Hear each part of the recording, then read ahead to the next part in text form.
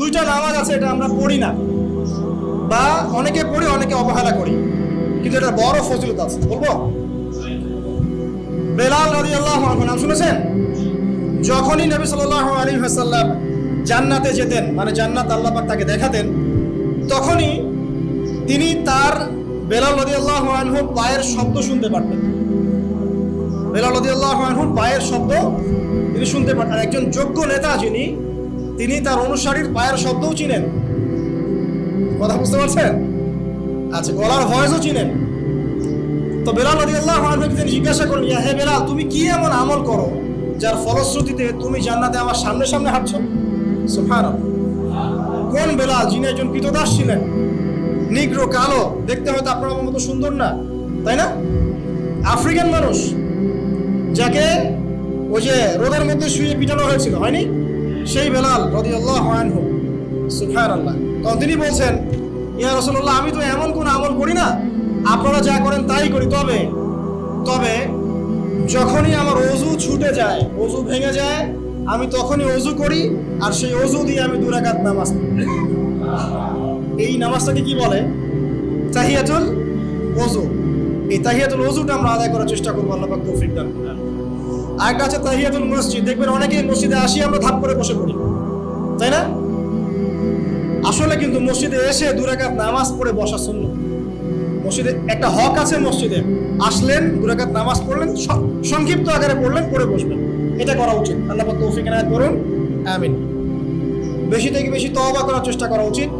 আর তওবা মানে শুধু আস্তাগফিরুল্লাহ ওয়া আতুবু ইলাইহি পড়া নয়। তওবার 2টো ভাগ আছে। কবিরা গুনার জন্য একরকম তওবা, আর সগীরা গুনাহ এমনি এমনি মাফ হয়ে যায়। সগীরা গুনার জন্য একটা সগীরা গুনাহ হয়েছে, আপনি একটা ভালো কাজ করলেন, আগের গুনাহ মাফ। একটা গুনাহ হয়েছে, আপনি ওযু করলেন, চোখের হাতের সব গুনাহ মাফ। একটা গুনাহ হয়েছে, আপনি সদকা করলেন, গুনাহ মাফ। মানে গুনাহ মাফের অনেক সুযোগ আছে, কিন্তু কবিরা গুনাহ মাফের শর্ত আছে। শর্ত কি? 1 নাম্বার, পাক্কা নিয়াত করা যে আর কোনোদিন এই কাজটা করবো না ইনশাআল্লাহ। 2 নাম্বার, ইচ্ছা করে ওই পাপে আর লিপ্ত না হওয়া। এবং 3 নাম্বার, নিজে এই পাপের জন্য কান্নাকাটি করা, অনুতপ্ত থাকা, তাহলে ইনশাআল্লাহ মাফ হয়ে যাবে। আরেকটা শর্ত আছে, যদি পাপটা অন্য কারোর সাথে সম্পৃক্ত হয়, যেমন ধরেন কারো টাকা মেরে দিয়েছেন, টাকা শোধ করেন নাই, যেটা আমাদের সমাজের ট্রেডিশন হয়ে গেছে এখন। জমি মেরে দিয়েছেন, শোধ করছেন না, মান সম্মানের হানি করছেন, মিথ্যা অপবাদ দিচ্ছেন, হ্যাঁ, এক কথায় মানুষের সাথে সম্পৃক্ত হন, মানুষের ক্ষতি করেছেন আপনি, তখন কি করতে হবে?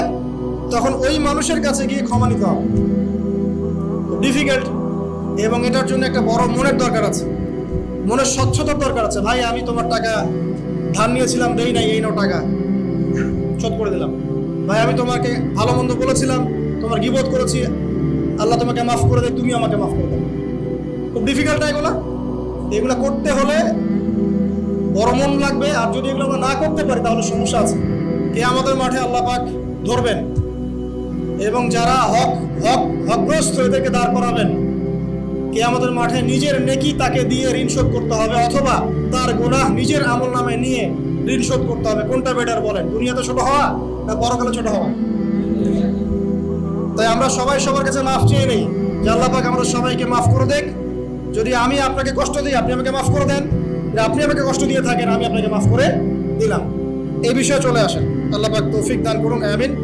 আর একটা তওবা করুন, আস্তাগফিরুল্লাহাল্লাযী লা ইলাহা ইল্লা হুয়াল হাইয়ুল কাইয়্যুম ওয়া আতুবু ইলাইহি। দিনে 70 বার বা 100 বার, দিনে 70 বার বা 100 বার। যদি না পারেন, অ্যাটলিস্ট এতটুকু বলবেন, আস্তাগফিরুল্লাহ ওয়া আতুবু ইলাইহি, আস্তাগফিরুল্লাহ ওয়া আতুবু ইলাইহি, 70 বার বা 100 বার।